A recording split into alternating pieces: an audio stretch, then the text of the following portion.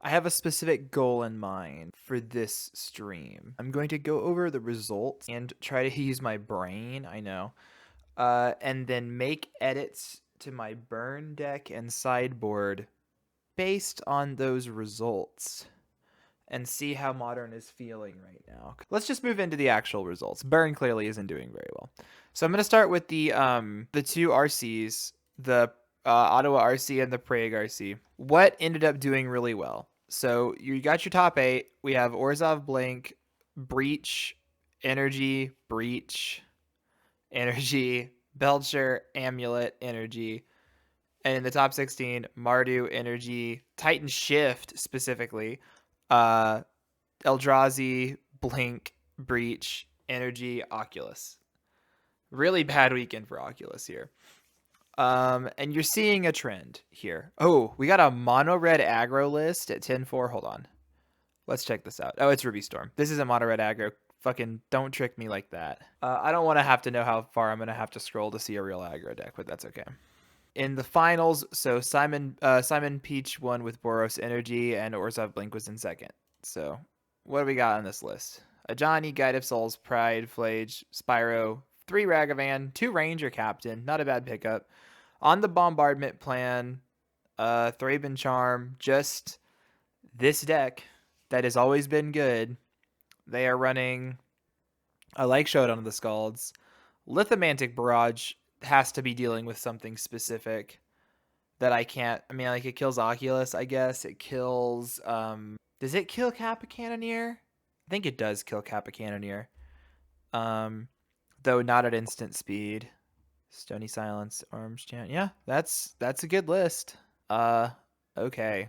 And then this Orzhov list is been really popping up recently. I'm gonna have to put some real effort into like figuring this one out, I think. So they're on just basically Blink synergy. We get Flicker Wisp, we've got Recruiter of the Guard, White Orchid Phantom, Skyclave Apparition, Aven Interrupter, 4 Ephemerate, 4 Aether Vial. This is Death and Taxes.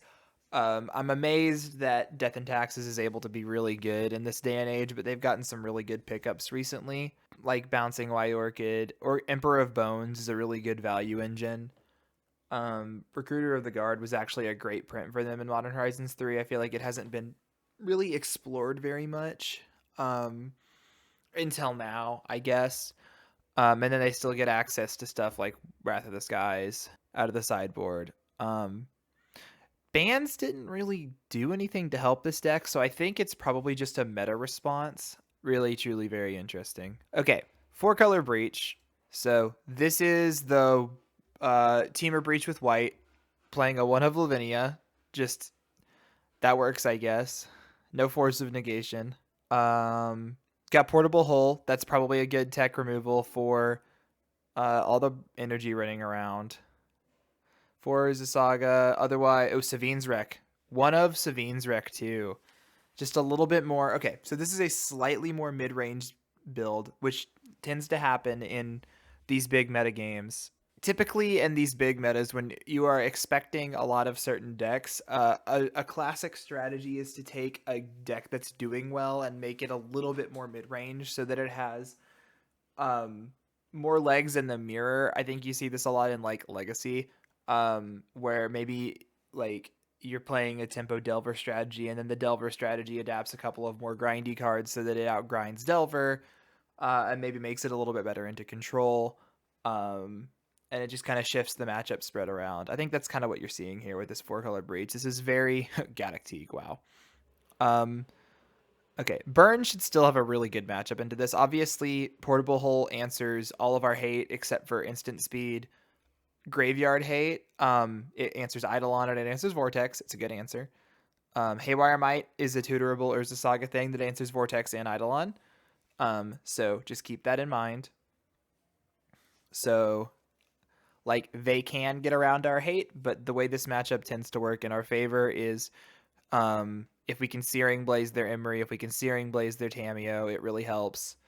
And then we just beat them before they beat us. It's a race. They have to deal with our threats. They can't win the game with, like, literally this deck cannot win through Eidolon, and it cannot win through Roiling Vortex. So if we have either of those out, They Unholy Heat also obviously kills Eidolon.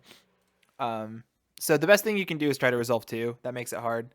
But yeah, diversifying your hate helps there. Domain Rhinos made top 6 or top 8, which is really impressive. I feel like I've not seen this deck very often. Hate it. Hate the fucking Scion Leyline shit. Just absolutely cringe. Burn has a terrible matchup against this deck unless you're running Wear Tear. I am not currently running Wear Tear. And if you're not on Wear Tear, there's basically no way to win this matchup. If this is the big, if they get Leyline out and they get Scion out turn 2, and then it's just impossible because it has hexproof and we can't beat a hexproof lifelinker. I'm not, unless that matchup gets, or that deck gets really big, I'm not really gonna dedicate sideboard space to it, I don't think. Belcher has been good. Not surprised to see it here. Yeah, this is mostly the same deck I've seen. Mardu is just a good variant. This is kind of a mix. That's really interesting. It's kind of a mix of the Orzhov Blink deck. It's got some elements of that, but it's also just got the energy core too. Kind of smushing those 2 decks together. Yeah. Okay, I think I'm good to move on to the next tournament real quick. So this is the European Regional Championship in Prague. So we have, again, a Temur Breach list, not a 4-color, just pure Temur Breach, taking it home here. Just kind of the same thing we've seen. This deck goes fast. It is really, really efficient. Swan Song's crazy. It's really efficient at dealing with threats, dealing with answers, and then just winning. Aether Spellbomb is a catch-all answer to hate. Flame of Anora does a lot. Swan Song hits a lot of hate. Spell Snare hits a lot of 2-mana hate, like Rest in Peace, like Eidolon, like Roiling Vortex. Just be aware of these answers. If your opponent has 1 mana up, just know that you could be answered, and that, play smart. That's all I'm saying. Eldrazi Ramp. I feel like we didn't see as much of this in the last one. This deck is crazy. It is so obnoxious. We have a pretty good matchup into it. You got to be ready for it. This build is not playing Chalice in the main deck. So actually, never mind. This should be a breeze for us. Obviously, getting hit in the face with a Nimbercool is not great. You don't want this to get cast, but I assume that Burn has a pretty easy time, like, getting here before we're ramping into it. So, it's a Nugen's Labyrinth deck. That's interesting. I'm going to have to look at some of these deck lists and see. I think once we're getting into the deck building phase, Burn should farm this. This specific build has, like, basically no respect for it, except for Karn Wishboard stuff, like Ensnaring Bridge, which doesn't really even help. Lots of Boros energy in this top 8. Actually, 1, 2, 3 energy, 3. Okay. Lots of that, lots of both. Domain Zoo instead of Rhinos specifically is the one that got deep on this one. Brood Scale combo is one of the decks we haven't seen yet. It is in the same, I would say, genre as Eldrazi Ramp. It is trying to go fast as well. It can do glaring Fleshraker things and just like get you there. But, at its core, it is a creature combo deck. Trying to go off with Basking Broodscale and glaring Fleshraker. It is pretty flimsy to just having Searing Blaze on one of the core target cards.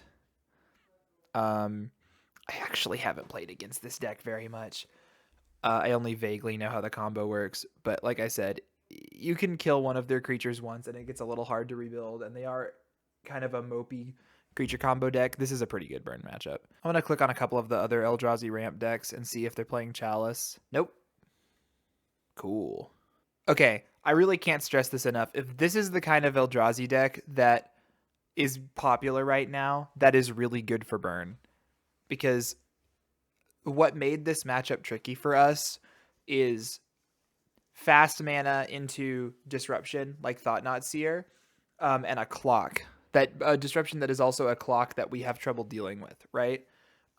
So if they are not chalicing us on turn 1 and they are not presenting blockers, and like they can present blockers, they have fucking Sowing Mycospawn on 4, which they can get out pretty early. That's really it. Otherwise, they're not getting many blockers if they don't have Karn. or Urza Saga, which they are not on. So let's move on to the Prague Open. Okay, they're labeling this Grinding Breach, which is the same Teamer deck, it looks like. Yeah. Three breaches in the top 8. We finally have an Amulet Titan deck that is not loading. Oh, now it's loading. Who is playing the Bear? Who's playing Lumra? Cool. One Aftermath Analyst. Only one Dryad. So they're all in on Zenith. Oh, and then they have the Scape Shift backup plan too. Okay, that's interesting. This is definitely still tricky for us. Grazer sucks as an early blocker. They can have turbo fast Titan hands and then just kill us. This is not a good matchup. I am glad that it doesn't seem to be as popular overall of the weekend. Artifact Breach, is this just the same deck? Yeah, okay. I've gotten a pretty good idea. So what are the matchups that are the most represented, that have done the best, and we should be expecting to see in tournament settings? Let's go over that. Boros Energy, enemy number 1, clearly. Eldrazi Ramp, huge breakout winner of the weekend, had a ton of really good results after maybe not being quite as popular. Grinding Station. I would say these are the two best decks in the format right now. And then Orzhov Midrange is another breakout. It had some pretty great results. Some other decks that we want to be keeping ourselves aware of at all times are Belcher, Amulet Titan, Ruby Storm, and Dimir Murktide, because they are going to be around. And then I would say tertiary. I mean, Mardu is in the same deck or in the category as Boros mostly. And then I would say the domain variants of Zoo and Crashing Footfalls. Just kind of keep that in your brain. Those are going to be the main players right now in the format. Are you going to match up into other stuff? Like, yeah, Jeskai Control, people still try to play. Storm, very much a deck that people still play. Yawgmoth, it's here and there. Brood Scale combo, absolutely. There are some other options too. So let's go over these different decks and talk about where the overlap is and how we want to address them as Burn. I think that this is a fine matchup spread. I actually think that if it wasn't for these two decks, if it wasn't for Energy, Burn would be a pretty premier threat in the meta right now. Because I think we have a pretty excellent matchup into Teamer Breach. We have a pretty excellent matchup into Eldrazi. Until they start adapting Chalice on 1. Once they go back to that, it gets a little harder. Our Orzhov matchup is a little tricky. I think it's on a similar level as Energy. I really need the experience of playing against this one to see how it feels. I think traditionally Burn struggles in Taxes variants. But, and this is a big but, a lot of Taxes variants usually have some kind of red specific hate. They have a Hoser or something. They have Burlington Forge Tender or Sanctifier Invec or course not usually Core Firewalker, Auriok Champion. And those cards just aren't very good right now, so that no one's really playing them, and that actually gives Burn a lot of game. On the play, you can just kind of go like Suspend Rift Bolt, Searing Blaze your first creature, bolt, win, before they have the chance to actually set anything up that is either disruptive to our strategy, because we can operate on low land count for the most part, or like Ephemerating Solitude to gain life, which is kind of the worst case scenario for us, right? Solitude is the scariest thing, but like we should be playing some number of Skullcrack, right? And if you can just Skullcrack the Solitude one time, they're probably not going to be able to do it. I think we should kind of be able to just outpace what these kinds of decks are doing if you are careful and know what their tricks are. Sometimes it's not going to line up. Sometimes Vial's going to own you. I mean, you can bring in Smash to Smithereens if you want to clip the Vial. That's kind of a tricky one, because if they don't have Vial out, you're probably not going to find a Smash target. And having Smash in your hand as a dead card can be really awkward. Like I said, this is kind of a big question mark for me. I'm going to need to see how this matchup plays. Like I said, Taxes can be really tricky. But these builds are just not really set up to respect Burn in a meaningful way right now, outside of Solitude Ephemerate shit And like if they have the turn 1 Solitude Ephemerate, it sucks, but we're playing Bolt, we're playing Searing Blaze, we're playing Skewer, so we have ways to answer this. And then in the sideboard, like, let's go over how many of these things die to Pyroblast. 1, 2, 3, 4, not Pyroblast, to Pyroclasm. 4, 5, 6, 7, 8, 9, 10, not Overlord. Wow, it's their entire deck except for Overlord of the Balemark. So you're going to get some value out of Pyroclasm if you play it. And like the deck can rebuild, obviously, and Pyroclasming can be bad tempo for us. I'll talk about that a bit more once we get to actual deck building. Belcher's tough. I'm just going to say it right now. Belcher's tough. Because sometimes they have it and sometimes they don't, but they are great at stalling the game out. This is a fucking soft permission and also hard permission shell. They've got soft permission. I guess actually they don't have much soft permission right now. They have just, Jawari Disruption is soft permission. It's actually mostly hard counters. It's mostly 2-for-1 counters, like Force of Negation, Flare of Denial to sacrifice their value creatures, 2 Pact of Negation as well, and then fucking Disrupting Shoal. So they got counters. What is good in this matchup? Well, a lot of these counters involve paying 0 mana. If this is a deck that's around, and honestly, if Breach is a deck that's around, I am playing Roiling Vortex in some numbers. Roiling Vortex is very good into this matchup. On the play especially, but on the draw it can be a little bit worse. On the play, if we can stick it turn 2, it makes doing a lot of their stuff a lot harder.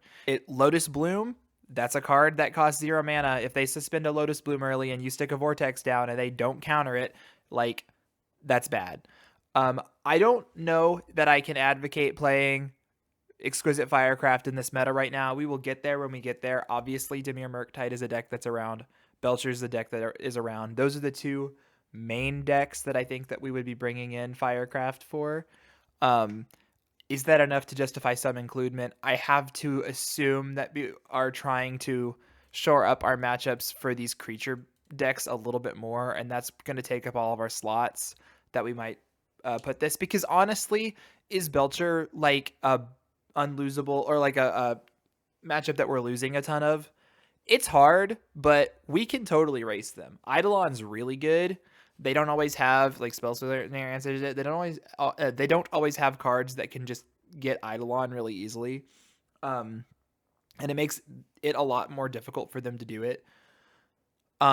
They do have to get. This is a lot slower than other previous red Charbelcher lists that had a bit more access to fast mana. They are really getting to turn 4 and like casting Goblin Charbelcher and hoping they have a Lotus Bloom. Sometimes they're casting Charbelcher and passing the turn. So we have time. It's just, can we get our spells to resolve? And I think a lot of that is like pilot skill and knowing when to shoot, basically. I will say bringing Artifact Hate for this is also a little tricky because they are not always going to give you a situation to kill Belcher. Might not be the way to play this matchup. Murktide's weird right now. It's always going to be pretty decent against us. This current build is quite potent. They are on multiple copies of Spell Snare, which can really kick our ass. The Unearth combo with Abhorrent Oculus puts a clock that beats us pretty fast. It is just an insurmountable power and toughness within like 1 or 2 turns. Especially if they already have a Psychic Frog out, which is a really obnoxious card that I hate because unlike Ledger Shredder before it, which was its predecessor, it is impossible to kill with Searing Blaze.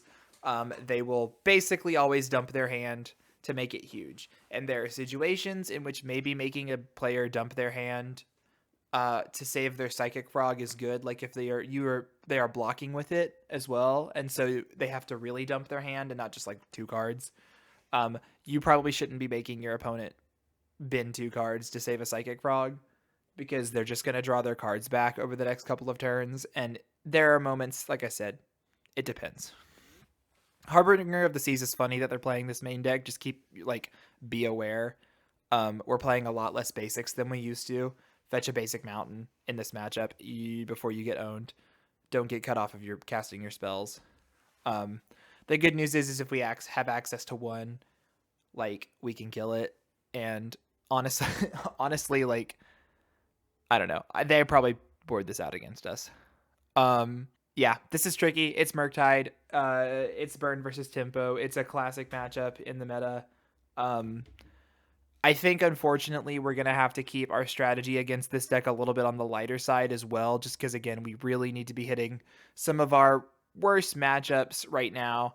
But, like, Path to Exile is a great tool in this deck, and we are also probably playing some amount of Graveyard Hate, which we would be bringing both in for this, just because if we can clip that Oculus, that does make it much worse. Like, clip the Oculus, turn off Murktide Regent, just slow him down. That helps a lot. Eidolon's good in this matchup too, if you can get it to stick, which is the hard part. Okay, Titan is a bad matchup. We've talked about this at length. If you want to go ahead and dedicate playing specific Titan hate to shore up your matchup, that is really the only consistent way to win against it. I have been running Strict Proctor recently because Titan kind of had a bit of a boom about a month after the bans, and it was kind of everywhere, and I was hitting it in a bunch of leagues, and I was kind of tired of losing to it. I think based on the tournament data, it is okay. It clearly did solid, but I think that it overall had some kind of bad results compared to a lot of the other meta players on the weekend, so I would expect to see it a little bit less. I am probably going to cut my Strict Proctors. I just don't think we have room for them right now. I'll see when we're kind of getting back into it, like, what the plan is. But Path to Exile is great. If I find that we have room for Wear Tear is great into this matchup. Smash to Smithereens still gets it done. Like, you're paying 2 mana to kill an Amulet, that's probably worth it, you know? And it deals 3 damage, unlike Wear Tear, right? So Ruby Storm can be a tricky matchup, but it is also a classically good matchup for Burn, especially if we are also packing Graveyard Hate. A single Surgical Extraction can really fuck them up.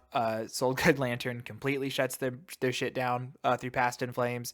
Kill Ral before he flips. You got the Searing Blaze, just kill him. You got the fucking, like, we can't kill Ruby Storm or Ruby Medallion easily game 1.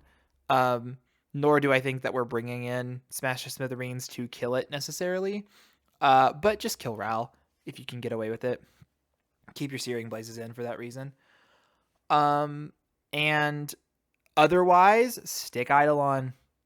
Stick 2 Eidolons if you have them. Eidolon, the Storm can't win through it, and in game 1, they really only have Grape Shot as an out to it, and what are the odds they're gonna fucking Grape Shot that much? Like, turn 1. Wish is a 3-mana spell. They are not going to have enough time or mana to wish for a Prismatic Ending and kill Eidolon. Post board, they have some play against it. They got some options. Wear Tear kills it. Pyroclasm kills it. Static Prison kills it. But otherwise, they are very fast now. In the previous days, Storm was like a turn 3.5, 4 deck. Right now, it's more like a 2.5, 3 deck. Ral really can just get it done. But the good news is it's going to have to always be at least turn 3 because all of their enablers are 2 mana. And Rite of Flame is not legal in Modern. So we're not having to deal with turn 1 Ral, turn 2 Manamorphose go off just yet. Okay, I'm going to talk about the Boogeyman. Okay, Boros Energy is the problem. This deck, and also Mardu to some extent, are the reason that we are not good in this meta right now. Though, I mean, that's not the only reason. Even though we've gotten good pickups recently, like Boltwave is a great pickup, and like Barbarian Ring is a great pickup, there are lots of systematic reasons why Burn just isn't as good anymore. Most of it has to do with power creep. People just aren't fetch shocking as often anymore. Now, Mardu is. Mardu is fetch shocking, and that's why I think Mardu is a better matchup than Boros. This deck can't really afford to not have Arena of Glory online, and so they're going to be fetching for Blood Crypt and fetching for Marsh Flats. Not Marsh Flats, Godless Shrine, and like maybe they're going to play on basics, maybe they have basic planes, but they're going to be more often than not trying to actually support their 3-color mana base, and that shit adds up, let me tell you what. Boros, no, they're not going to be getting hurt by their mana nearly as much, and both decks have life gain to recoup if they need it. But across the whole game, that's another reason Belcher isn't that the bad of a matchup. If they want to, they are typically playing tap lands. I totally forgot to say this. They don't want a lightning bolt to land in against us. That sucks. They will sometimes because they have to, but they are not always going to have mana up, so stress them. Make them tap out. But mana's really good, and mana doesn't always hurt the way it used to anymore to be greedy. Like, fucking Eldrazi is a good example. They're not taking damage. They're getting, but you know, colorless is different, I guess. And unfortunately, energy just has some of the best and most impactful threats that exist in Modern right now, in a neat little package that just happens to line up really well against what we're doing. Every single card in their deck is overvalued for the cost that it is. Guide of Souls is kill on sight. We cannot win the game through this card. If you have Bolt turn 1, I think you have to do it. You can maybe let it live one turn occasionally, and like if you just don't have the lineup or whatever for it, but this can't stay on the battlefield. If they start getting the Ocelot Pride Guide of Souls engine online, you are going to be losing immediately because you're going to be gaining life every single time something comes in. That's not like viable. Ragavan, this card, we've known it for a while since Modern Horizons 2. You cannot let Ragavan connect against you over and over again. They are going to burn you out and you will lose the race. There are some board states in which you can get away with that if you have a very fast hand, but otherwise it's also usually worth killing if you can. Sometimes if you have a blocker, leave it back. Except that the deck also has a bunch of really effective removal, so maybe don't. It's just tricky. Ajani we don't really care about. It's good if it flips. It floods the board, but it's one of the weaker options against us. Flage is the other big problem in this deck. It's Lightning Helix that comes back and wins the game on the spot if it resolves part 2. The rule of thumb, as it was with Uro, is we can usually take one of these. If you have the Skullcrack and you suspect that they are going to Flage you, it's probably correct to hold back and Skullcrack the Flage activation, because that is a 6 damage tempo swing. And let me tell you what, it becomes a pretty easy game to win if you can Skullcrack that life gain. Let's say that they're at like 12 or something on turn 3. They're at 9 instead of 12, or they're at 9 instead of 15. That's a big difference. That's why I can't stand when people cut Skullcrack from their deck. I'm like, we're playing in the Flage meta. What do you think you're gonna do? And at worst case scenario, like maybe you're Skullcracking upkeep on a turn where you know Guide of Souls and Ocelot Pride's gonna pop off. That's something. Like, just keep it in mind, right? And then Ranger Captain's obnoxious. They can sack to prevent you from, like, to silence you on a turn that maybe you were going to win. That can be really annoying. It can blank Rift Bolt. Just keep that in mind, too. It's only a 2 of in their deck. Not to mention that your creatures suck. They have really efficient removal, and they're going to gub up the board. I'll talk about that a little bit more when we get into the actual deck building of how we're going to, like, sideboard against this matchup. But yeah, it's tough. We can win, but we have to have good, fast hands, and they have to have hands that are just a little clunky. Because at the end of the day, if they're curving 1-drop into 2-drop into like 3-drop, that's probably not going to win them the game unless the 3-drop is Flage and we don't have a Skullcrack, in which case they totally can win. But if they just curve normally and we're able to answer their tricky life gain threats, then it is a lot easier for us to just clock them and win faster before they are actually swinging with their board. That's the kind of game 1 we want to have against Energy, and then post-board, the match gets a lot different. Okay, we're going to get into the actual deck building segment right now. Let's start with the main deck. I'm going to start with the mana base. I think there's some consideration for trying to find room for this third mountain, and if I was going to do that, it was going to be through Elegant Parlor. I liked this card a lot. I think that it has been really good recently. However, if I'm in a universe where I'm playing against that Orzhov deck that is going to have some serious land destruction in it, it is nice to have access to a third untapped red source. Same with the blue decks having access to the Harbinger of the Seas. I think I'm going to be okay sticking with it like right now. I am going to just stick with this for now. I have really enjoyed this 2-2 split of Sunbaked and Barbarian Ring. I still like Sunbaked. I think it's been really good. Like, it's obviously been an amazing pickup since Burn got it. Having an extra card draw for 1 mana can be really valuable, and there are a lot of situations in which we're not necessarily going to have Threshold on. If Threshold is on, Barbarian Ring is always a better draw. 2 damage guaranteed, uncounterable. like to any target is better than 2 mana, because 1 for the draw and 1 for two plus mana, because if you draw a 2-drop, it being more damage. Obviously, more damage is more damage. I know, I'm a genius. But I think the consistency of Barbarian Ring is great. If your opponent is interacting with your graveyard, which a lot of decks are good at doing right now, there's main deck Nihil Spell Bombs in some deck. Barbarian Ring is not going to be on, so it is a dead draw in a way that Sunbaked Canyon isn't, which is why I think it's good to have diverse options. I'm pretty happy with this mana base. I think I'm going to keep it right now. I can see an argument for making Elegant Parlor a third mountain if we're worried about our basic land count, and obviously it's a little bit more painful. Okay. Main deck. I am actually probably going to keep this exact main deck. I'm going to make a couple of explanations for why I like these choices into the current meta right now. And I might be wrong, and I'm a little neurotic about how I build burn decks. I have some weird opinions. I have certain things that I value in a burn deck. I value speed, and I value instant speed interaction, and I really, really value Skullcrack. I think Skullcrack... Hold on, I'm still trying to figure out. Okay, apparently I have to just hover over it now. Skullcrack is bad. It is 2 mana to Lava Spike somebody, but it is instant speed, right? At the floor, at the absolute floor, this is just more burn. It is not the most mana efficient in the world, but I cannot stress how good instant speed is. I think it is something that really separates burn players like in success. And I think if you're trying to level up your burn game, what I would highly recommend is like really thinking we only have 16 instants, maybe 15, I think, with Skullcrack in the deck.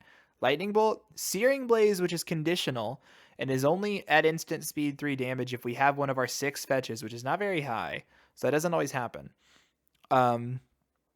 Boros Charm, which is the classic. Yeah, Boros Charm, Lightning Bolt, Searing Blaze, Skullcrack. That's 15. We have 15 instants. So we're not always going to have them. And that was another thing, like Helix was nice, is that instant speed burn is good.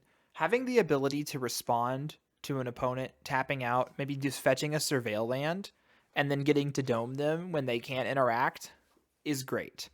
Like, you can do so much to play around what your opponent is doing if you know what their deck is and you know what they're trying to do at all stages of the game, just by utilizing that instant speed.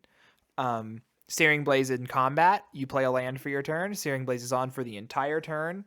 From that land drop to the instep, you can cast it for 3 at any time. Just keep that in mind. It doesn't have to be main phase. You can do it in combat. You can do it post-combat. You can do it whenever it is best for you. So like I said about Skullcrack, the reason I like it here so much is because, like I said, sometimes the floor of 3 damage at instant speed is enough. Like, I have won so many games just casting Skullcrack at instant speed, dancing around removal, and counterspells. It's that simple. Hold it up. Just hold up the mana. If you think Flage is coming. If you don't, then just cast it anyway on their instep, and then win on your next turn, if you have it. Obviously, hold on to it if you think you're going to need it later. Skullcrack is like the ultimate, like if you're in a situation where you have Skullcrack and Boros Charm in your hand, it's Christmas for you. You just get to pass your turn, be like, I'm going to hold up my 2 mana, and then you can slam it down whenever it's better for you.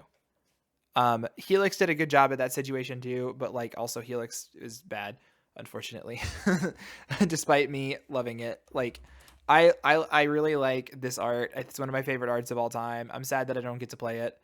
But I just, unfortunately, Helix does not make the cut in this deck right now. It is nice against all the creature beats, I will say. That's nice, but we're kind of like exchanging that instead for Searing Blaze and for Eidolon. Searing Blaze is really good into all these creature matchups. It's probably the best card in our deck in like most meta matchups right now.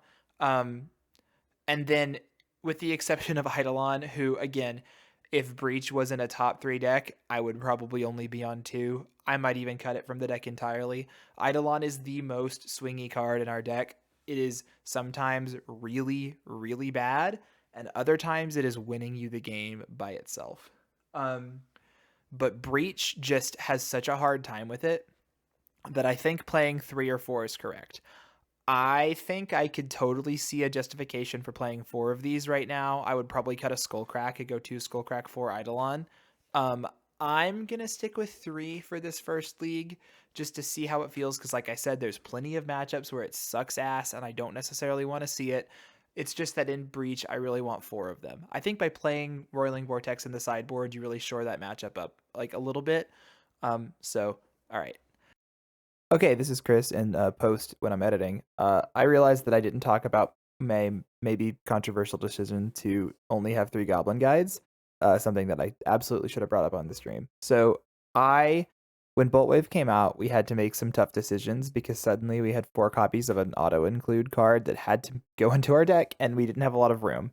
And unfortunately, the flex slot cards are very good right now. Eidolon is really good, and if with a Breach being just kind of big relevant deck in the format, Searing Blaze is the best it's ever been. And unfortunately, with Flage knocking around, I don't feel comfortable cutting Skullcrack. There's also like Shadow Spear decks and stuff like that. So normally we just cut some flex slots, like maybe cut Skullcrack, it's not there, cut Eidolon. But I don't think we can afford to do that. So instead, I had to look for cuts in other places. And honestly, Goblin Guide, and this is probably sacrilegious if you're an older Burn player that's been playing the deck for a long time, but Goblin Guide is probably the next worst card in the deck after Helix in the current meta. It is still on rate the best creature that Burn can be playing right now. It's 1 mana, 2 damage, and it's hard to beat that. Especially compared to Swift Spear, which requires other stuff happening to be better. But like obviously her ceiling is a little higher, but on turn 1, she's less damage. Just the creatures in a meta where there's a bunch of blockers are just not as good anymore. Pretty much all of the creatures suck into energy. Goblin Guide is especially bad and gets walled by a bunch of different things. And you're not winning games where your early creatures are just going to get blanked by blockers over and over again. Like, so if you go through the top meta, it's just, there are some matchups where it's still really good. Like in Murktide, it's great to have a bunch of early creatures. In Belcher, that's pressure that you're adding up really fast. In Eldrazi, it's insane to have that early pressure, but there are just some decks where it's bad, and we're actually going to be cutting it in our sideboard plan a lot. And so I just thought I would trim 1. I think we still want 3, still want, 7 total 1-drop creatures. That's good. But I think a little bit more often you're going to want Boltwave over Goblin Guide. And so that's why I only have 3. Without further ado, let's go move on to this sideboard plan. I liked this sideboard a lot into a more general meta, but I think we're going to have to be a bit more targeted. We have some problem matchups. We have Energy, we have Amulet Titan, and we have Dimir Oculus to some extent. That's a little bit less bad than the other 2. And Belcher is, I guess, a consideration too. So here's like every possible card we could want in a Burn sideboard right now, and there's probably more I'm forgetting about. So we need to have a plan that addresses energy decks of both variants. We need a plan that addresses Orzhov creature decks as well. Breach grinding station decks, absolutely. Eldrazi ramp and other Eldrazi like fat or like big mana beatdown ramp decks. Belcher to some extent, Dimir Oculus to some extent, and then Amulet Titan is an option, Ruby Storm is an option. That's a lot of decks. Let's talk about what is going to stay in no matter what. I don't leave home without 3 Path to Exile, at least. I think that this card is pretty evergreen and is pretty much always going to be staying in Burn sideboard. I have gone down to 2 in the past in some rare metas, but 3 is what I like right now. This is good in a majority of matchups. It is good into Eldrazi ramp as they play their big idiots. If you want to just like it clips everything. It doesn't clip Emrakul the Promised End. Though we might not even bring it in unless they're playing cards that actually threaten us. Like I don't actually know that we care about most of this stuff, so maybe we don't bring it in again against Eldrazi. But it beats Amulet Titan. It beats Dimir Frogtide is the main one. Sorry, I'm trying to go through all these in my head. It is the best answer to Psychic Frog that we have right now currently. And we are more than happy to fling it at a Psychic Frog. It also beats Murktide Regent. It also beats Abhorrent Oculus. It is a get out of jail free card. It's good in Affinity, just more instant speed removal. I don't love it into Energy. I know that some people bring it into Energy, but I think having to exchange one mana spell for one mana spell as an additional creature hate at the beginning of a game is not very good. Like you're ramping them, which means that they're gonna flage you sooner and then escape flage sooner. Like, yeah, it makes them a little bit harder to escape flage because it's not in the graveyard, but I think that this is only good against flage itself. And we have better answers for it, like Surgical and Soul Guide Lantern here. I just think having to path a Guide of Souls sucks. I don't know.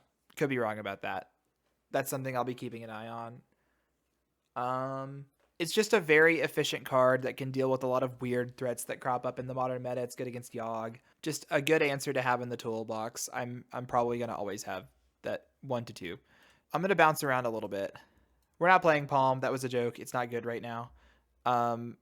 Sanctifier and Vec does not line up at all against Energy. It blocks the red creatures, but it does not block any of the white creatures. It exiles Flage. They have Static Prison. They can remove it easily. It is a body. It is okay. If there were more Faithless Looting, it hoses the Rakdos Delirium deck, which is not the worst matchup for us already, so whatever. It is good in spots. I do not think it is very good right now. I do not think we should be playing it. It is just not where we want to be against Energy. So we're getting down here. Some serious options. So these are our sort of niche players. I think we only have room for maybe one of these if we're going to pick them as an option, and we honestly might not have room for either. I have run both in metas before. I just don't know if that's where we're at. Searing Blood. Searing Blood's weird. It is more copies of Searing Blaze into Energy to some extent, right? It kills most of the creatures in their deck. Like, it's killing Guide of Souls, Ocelot Pride, Ragavan, unless Guide's bigger, obviously. Ajani.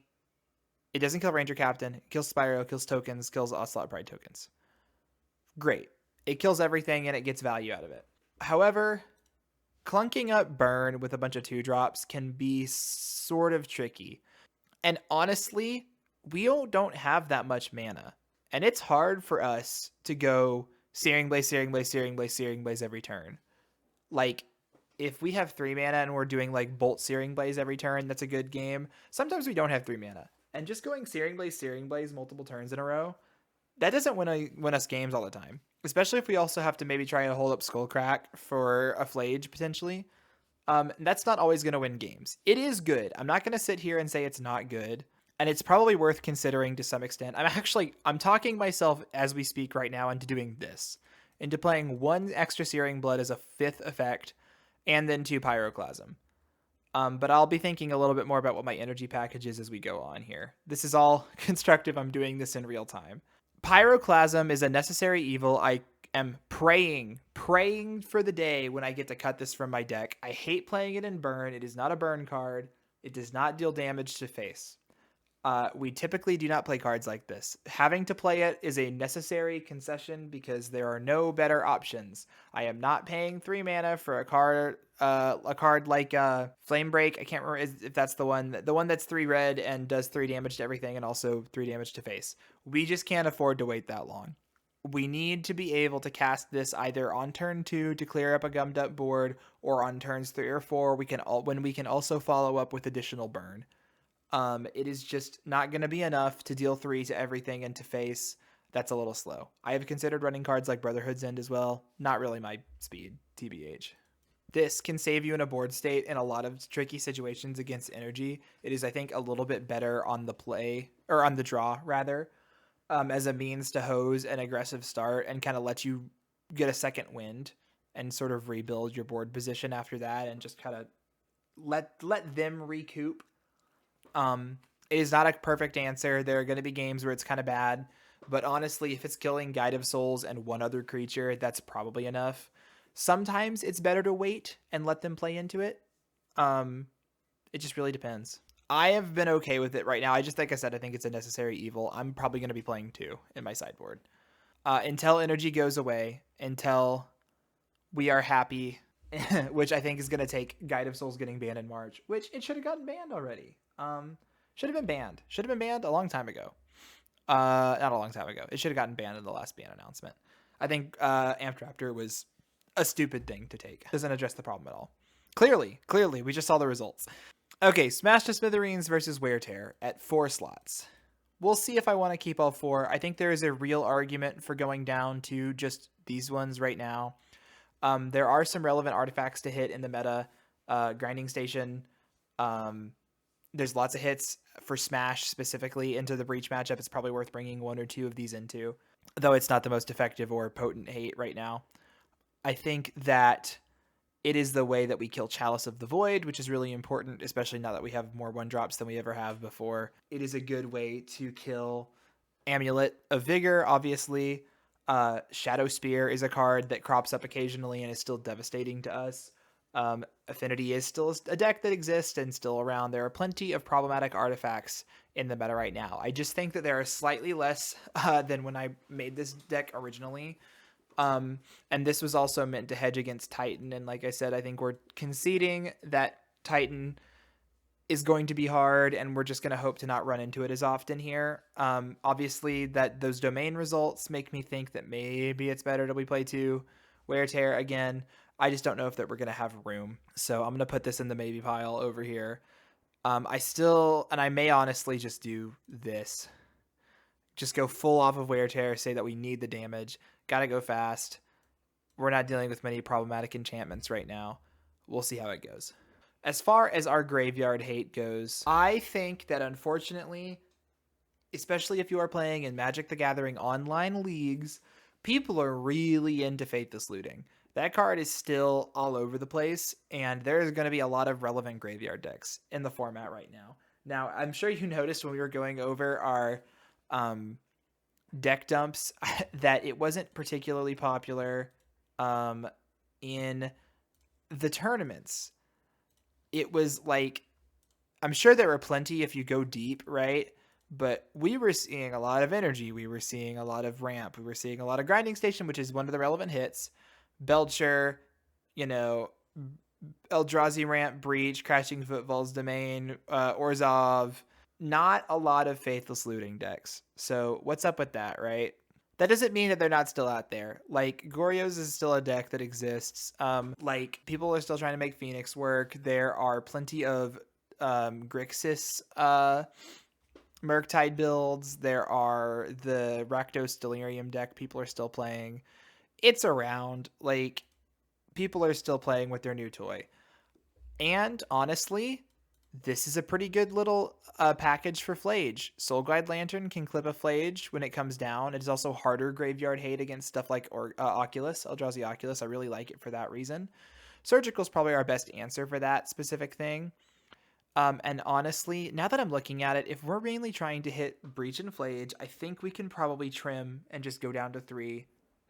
I think that's enough respect, especially if we're bringing in Roiling Vortex. So we've got our little graveyard package here. We have 1 option of a harder hate spell, but 2 that get the job done. We can bring these in, and if we run into any Persist Archon decks again, this will do the trick. And then Roiling Vortex is our last card here. Or it's not our last card. We're gonna play with our numbers here. I think that we're back onto 2 Roiling Vortex. I don't think I'm gonna bring 3 in. I think I'm just happy with 2 as extra copies of Eidolon when we need it, when we're playing against Breach. It's really, really mostly just for Breach. They cannot win through this card. It's also good into Belcher for the reasons that we talked about. It's good into any control deck. I don't know if I would necessarily bring it in against Oculus, because that deck can be a little fast, and if they just go turn 3 Oculus after we Vortexed, it kind of is going to make us look like a dipshit.